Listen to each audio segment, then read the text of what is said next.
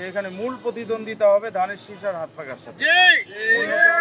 অন্য কোনো ব্যক্তির এখানে অবস্থান নাই সেরকম। আমরা আশা করি বিপুল সংখ্যক মানুষ ইনশাআল্লাহ হাত পাকা প্রতীকে ভোট দিয়ে আমাদেরকে জয়যুক্ত করবে। আসসালামু আলাইকুম রহমতুল্লাহ। আমরা মুন্সিগঞ্জ 1 আসন শ্রীনগর ও সিরাজদি খান উপজেলায় ধারাবাহিকভাবে প্রচারণা কার্যক্রম চালাচ্ছি এবং আজকে আমরা সিরাজদি খান উপজেলার সদরে আছি। এখানে আমরা নির্বাচনী প্রচারণা চালাচ্ছি। গ্রামে গঞ্জে যত জায়গায় এই 28টা ইউনিয়নের বিভিন্ন গ্রামগঞ্জে গিয়েছি, বাজারে গিয়েছি, মানুষজনের সাথে কথা বলেছি। আমাদের যুবক ভাইয়েরা, বৃদ্ধরা বিপুল পরিমাণে ইনশাআল্লাহ হাত পাকা মার্কায় ভোট দেওয়ার জন্য তারা প্রস্তুত হয়ে আছে, এটা আমরা দেখছি। এবং একটা বিষয়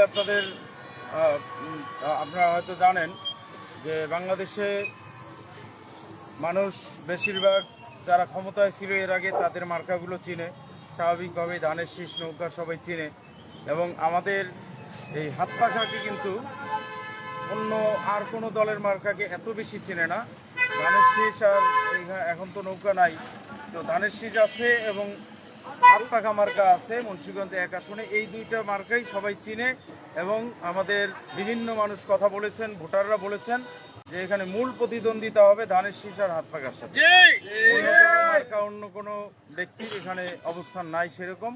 আমরা আশা করি বিপুল সংখ্যক মানুষ ইনশাআল্লাহ হাত পাকা প্রতীকে ভোট দিয়ে আমাদেরকে জয়যুক্ত করবে। আরেকটি বিষয় আমি ভোটারদের উদ্দেশ্যে বলতে চাই। আমাকে সেদিন এক গণসংযোগে এক ভোটার জিজ্ঞেস করেছেন যে বিভিন্ন এলাকায় অন্যান্য প্রতীকের প্রার্থীদের ক্যাম্প দেখি, সেখানে জাঁকজমক অবস্থা, এরপরে আপনার প্রচারণা ব্যানার বিলবোর্ড দিয়ে ভরা, আপনাদের এত কম কেন? আমি বলছি এটা কম হলো আমরা ইচ্ছা করেই এটা কম করেছি। আপনারা জানেন যে নির্বাচন কমিশনের একটা আইন আছে, আইন অনুযায়ী ভোটার প্রতি 10 টাকার বেশি কেউ খরচ করলে এটা বেআইনি। তো সেই অনুযায়ী এখানে ভোটার হলো আমাদের 5,45,000 সামথিং। তো 5,45,000 হলে 54 লাখ কত হয়, 50,000। এই ভোটার এই পরিমাণ টাকা 54 লাখ, ধরেন 55 লাখ টাকা খরচ করার বৈধতা আছে আইন অনুযায়ী। এর বেশি খরচ করার কিন্তু কোনো বৈধতা নাই। তা আমি হিসাব করে দেখেছি, অনেক 2-1 প্রার্থী আছেন, তারা যেই পরিমাণে ব্যানার বিলবোর্ড লাগিয়েছেন, যেই পরিমাণে ক্যাম্প করেছেন, তাতে খরচ কোটি টাকার উপরে, কয়েক কোটি টাকাও হয়ে যেতে পারে।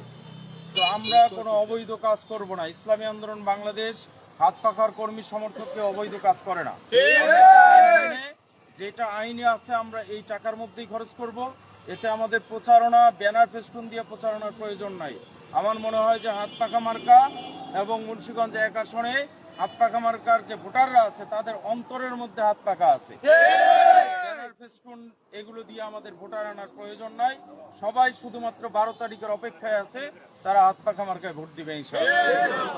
আমাদের এখানে যেই মূল সমস্যা সেটা হলো স্বাধীনতার পর থেকে যতজন এখানে এমপি হয়েছেন তারা এখানে যতটুকু উন্নয়ন করা উচিত ছিল, সামাজিক উন্নয়ন এবং আমাদের অবকাঠামো উন্নয়ন, কোনোটাই কিন্তু আসলে সেভাবে হয় নাই। কারণ কি? এর মূল কারণ হলো আমরা যাদেরকে এমপি বানিয়েছি, আমাদের ভোটাররা দীর্ঘদিন যাদেরকে এমপি বানিয়েছেন, তারা আসলে এই এলাকার যে উন্নয়নে কাজ করার কথা এটা না করে তারা নিজেদের উন্নয়নে কাজ করেছে। কারণে এক একজন চেয়ারম্যান, মেম্বার, এমপি এলাকার আপনার খোঁজ নিলে দেখবেন যাদের আগে ভাঙ্গা ঘরবাড়ি ছিল তাদের এখন বিলাসবহুল ঘরের মালিক এবং কোটি কোটি টাকার মালিক। এই টাকার উৎস কোথায়?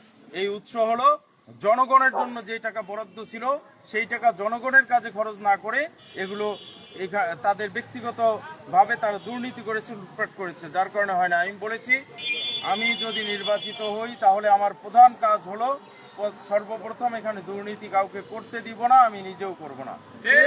এবং এখানে কোনো সরকারি অফিস আদালতে ঘুষ লেনদেন কোনো কিছুই চলবে না, এগুলো সব কিছু বন্ধ থাকবে। এগুলো যদি বন্ধ করতে পারি তাহলে আমরা যেই পরিমাণ টাকা এখানে বাঁচাতে পারবো এগুলো দিয়ে আমরা প্রয়োজনের তুলনায় আরো অতিরিক্ত উন্নয়ন করতে পারবো। এর মধ্যে আমার অগ্রাধিকার হলো এখানে আমাদের যুবকদের প্রতি খেয়াল দেওয়া দরকার। এই এলাকায় মুন্সিগঞ্জ 1 আসনের যুবক অনেক বেকার এবং বেকারত্বের কারণে তারা বিদেশে পাড়ি জমাতে বাধ্য হয়। জায়গা জমি বেচে তাদেরকে তাদের বাবা মা বিদেশে পাঠায়, সেখানেও আমরা দেখেছি যে তারা অনেক সমস্যায় পড়ে। এই কারণে এখানে আমরা চাই যুবকদের কর্মসংস্থানের জন্য শিল্প কারখানা গড়ে তোলা, এটা আমার উদ্যোগ থাকবে। এবং এখানে শিক্ষা ব্যবস্থার উন্নতি দরকার, উচ্চ শিক্ষা প্রতিষ্ঠান প্রয়োজন, সেটার ব্যবস্থা করব। এবং স্বাস্থ্য ব্যবস্থাও এখানে খুব খারাপ অবস্থা। এখানে শ্রীনগর এবং সিএসডি খানে যে উপজেলা স্বাস্থ্য কমপ্লেক্স আছে, এই সরকারি হাসপাতালগুলোতে আসলে দুর্নীতির কারণে এখানে সেবা মানুষ পায় না। দুর্নীতিমুক্ত করে সেবা পাওয়ার ব্যবস্থা করব এবং স্বাস্থ্যকে মানুষের দোরগোড়ায় পৌঁছে দেওয়ার জন্য আমরা কমিউনিটি ক্লিনিক যে আছে একদম ইউনিয়ন লেভেলে প্রত্যেকের বাড়ির কাছে যাতে তারা চিকিৎসা নিতে পারে সেই ব্যবস্থা করবো ইনশাআল্লাহ। এবং অবকাঠামোগত যে উন্নয়ন, বিশেষ করে রাস্তাঘাটের খুব বেহাল দশা, এদিকে আমরা রাস্তাঘাটের উন্নয়ন করব যাতে করে একদম গ্রাম থেকে একদম রুট লেভেল থেকে মানুষ যাতায়াত খুব সহজেই করতে পারে। এই বিষয়গুলো আমার অগ্রাধিকার থাকবে। এছাড়া সামগ্রিকভাবে রাজধানীর পাশের মুন্সিগঞ্জ 1 আসন, এটাকে অবহেলিত রাখার কোনো সুযোগ নাই। এই এলাকাকে সারা দেশের মধ্যে একটি মডেল এলাকা হিসেবে গড়ে তোলার পরিকল্পনা আছে। আলহামদুলিল্লাহ। এটা আমরা প্রশাসনকেও জানিয়েছি মৌখিকভাবে যে আমাদের কিছু কিছু জায়গায় আমাদের বিরোধী পক্ষ বাধা দিচ্ছে। তো সেই বাধাগুলোকে আমরা চেষ্টা করতেছি যে এটাকে সরাসরি সাংঘর্ষিক রূপে না গিয়ে আমরা আলোচনার মাধ্যমে যাতে এগুলো ঠিক করতে পারি। যদি ঠিক না হয় তাহলে প্রশাসনের উচিত কঠোর হাতে এগুলোকে দমন করা। বিশেষ করে আমাদের কিছু কিছু এলাকায় যেখানে বিএনপি দলীয় নেতাকর্মীরা আমাদের কর্মীদেরকে হুমকি দেয়, তাদেরকে কাজ করতে বাধা দিচ্ছে, তাদেরকে আমাদের প্রচারণা চালাতে দিচ্ছে না। বিশেষ করে এটা আপনার শেখরনগর, রাজানগর, চিত্রকূট এই এলাকায় আমাদের লোকদের উপর অনেক হুমকি ধমকি আছে। এবং বেশ কিছু এলাকায় আমাদের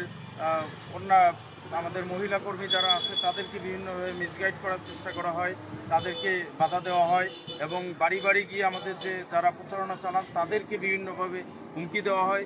পোলিং এজেন্ট যারা আমাদের থাকবেন তাদের অনেককে ইতিমধ্যেই অনেকে টাকার লোভ দিয়ে বলছে যে হাত পাখার পোলিং এজেন্ট হওয়া লাগবে না, তোমাকে আমি এত টাকা দিব, এইভাবে টাকার লোভ দেখানো হচ্ছে।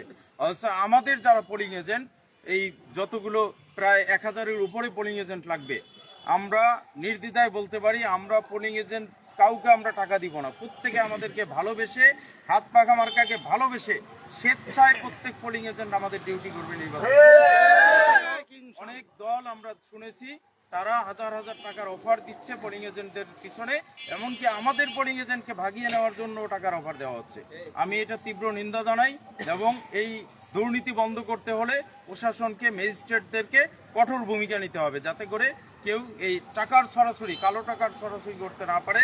এবং ভোটের আগের দিনও আমি আশঙ্কা করতেছি এখনই তারা পোলিং এজেন্টদেরকে টাকা দিয়ে কিনতে চায়, তাহলে ভোটের আগের দিন তারা বাড়ি বাড়ি যে টাকার বান্ডিল নিয়ে যাবে না, ভোটারদেরকে টাকা দিয়ে ভোট কিনবে না, এটা আমরা কিন্তু বিশ্বাস করতে, আস্থা রাখতে পারছি না।